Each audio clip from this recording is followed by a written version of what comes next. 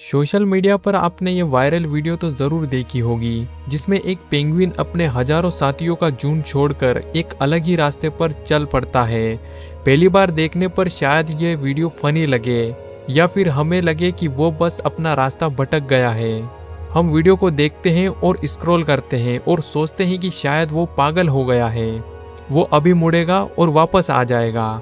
लेकिन दोस्तों, आपने उस 30 सेकंड के वीडियो में पूरी सच्चाई नहीं देखी। सच्चाई यह है कि वो पेंगुइन कभी वापस नहीं आया। वो जिस रास्ते पर निकला था वो रास्ता समुद्र की तरफ नहीं बल्कि 70 किलोमीटर दूर सूखे बंजर पहाड़ों की तरफ जाता था। वह खाने के लिए कुछ नहीं, सिर्फ और सिर्फ मौत है। आज हम जानेंगे उस अकेले पेंगुइन की पूरी असली कहानी। आखिर उसने ऐसा क्यों किया? क्या जानवरों में भी डिप्रेशन होता है? क्या वो अकेला पेंगुइन मरने के लिए जा रहा था, या इसके पीछे नेचर का कोई ऐसा राज है जो हम इंसानों के समझ से बाहर है? चलिए इस रहस्य से पर्दा उठाते हैं। बात है साल 2007 की। दुनिया के मशहूर फिल्म मेकर वरन हर्जोग अपनी टीम के साथ अंटार्कटिका में डॉक्यूमेंट्री शूट कर रहे थे। डॉक्यूमेंट्री का नाम था encounter at the end of world. उनकी टीम पेंगुइन के व्यवहार को रिकॉर्ड कर रही थी। सब कुछ सामान्य था। हजारों पेंगुइन्स एक लाइन में थे। अनुशासित तरीके से समुद्र की तरफ सारे पेंगुइन जा रहे थे। लेकिन तभी कैमरा एक पेंगुइन पर रुकता है। यह पेंगुइन बाकियों से अलग था। वो अचानक से रुक गया। उसने अपने साथियों को आगे बढ़ते हुए देखा। फिर उसने दूसरी तरफ देखा जहां मीलों दूर सिर्फ पहाड़ थे। और फिर उसने एक ऐसा फैसला लिया जिसने वहां मौजूद सारे वैज्ञानिकों को चौंका दिया। वहां मौजूद पेंगुइन एक्सपर्ट जो सालों से इन जानवरों पर रिसर्च कर रहे थे, वो भी इसे देखकर सन्न रह गए। पेंगुइन रास्ता भटक सकते हैं, लेकिन वो आमतौर पर अपनी कॉलोनी की आवाज सुनकर वापस आ जाते हैं। लेकिन ये पेंगुइन किसी की नहीं सुन रहा था। ऐसा लग रहा था कि जैसे वो किसी मिशन पर हो, एक ऐसे मिशन पर जिसका अंत उसकी मौत के साथ होना था। उसकी चलने की रफ्तार में कोई हिचकिचाहट नहीं थी। वो रुक नहीं रहा था, वो बस चलता जा रहा था, उन पहाड़ों की तरफ जहां उसे कभी नहीं जाना चाहिए था। उसने समुद्र की तरफ जाने की बजाय पीछे मुड़कर उन पहाड़ों की तरफ चलना शुरू किया था। शुरुआत में फिल्म के क्रू को लगा कि शायद वो कंफ्यूज हो गया है, शायद वो आगे जाकर फिर वापस मुड़ जाएगा, लेकिन ऐसा नहीं हुआ।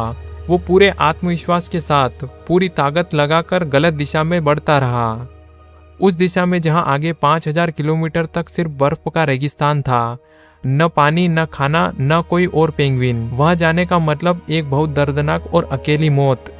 अब इस वीडियो को देखते वक्त आपके मन में एक सवाल बहुत जोर से आ रहा होगा, और आना भी चाहिए, कि वहां खड़े कैमरामैन और साइंटिस्ट ने उसे क्यों नहीं रोका? वो तो वहां मौजूद थे। वो उसे पकड़कर वापस समुद्र की तरफ छोड़ सकते थे। यही सवाल फिल्म मेकर वरन हर्जोग ने भी वहां मौजूद penguin expert doctor David Anly से पूछा था। डॉक्टर डेविड का जवाब बहुत दिल तोड़ने वाला था। उन्होंने कहा कि हम ऐसा कर सकते हैं, हम उसे उठाकर वापस कॉलोनी की तरफ छोड़ सकते हैं, लेकिन इससे कोई फायदा नहीं होगा। वो फिर मुड़ेगा और फिर उसी पहाड़ की तरफ चल देगा। वैज्ञानिकों के मुताबिक उस पेंगुइन के दिमाग में ऐसा केमिकल इम्बैलेंस या न्यूरोलॉजिकल डैमेज हो चुका था कि उसकी नर्वस सिस्टम पूरी तरीके से खराब हो गई थी। उसके लिए अब गलत रास्ता ही सही रास्ता बन चुका था। अगर उसे जबरदस्ती मोड़ा जाता तो उसकी अंदरूनी आवाज उसे बार बार उसी मौत के रास्ते पर ले जाती। नेचर का एक उसूल है, इंसान उसमें दाखिल नहीं देते, और कड़वा सच ये था कि उसे बचाया नहीं जा सकता था, क्योंकि वो बचना ही नहीं चाहता था। इंटरनेट पर लोगों के इसके मत अलग अलग है। लोग कमेंट्स में लिखते हैं कि शायद पेंगुइन दुनिया से तंग आ गया था, लेकिन क्या सच में जानवर ऐसा कर सकते हैं? साइंस की नज़र से देखें तो जानवरों में सुसाइड का कॉन्सेप्ट इंसानों जैसा नहीं होता।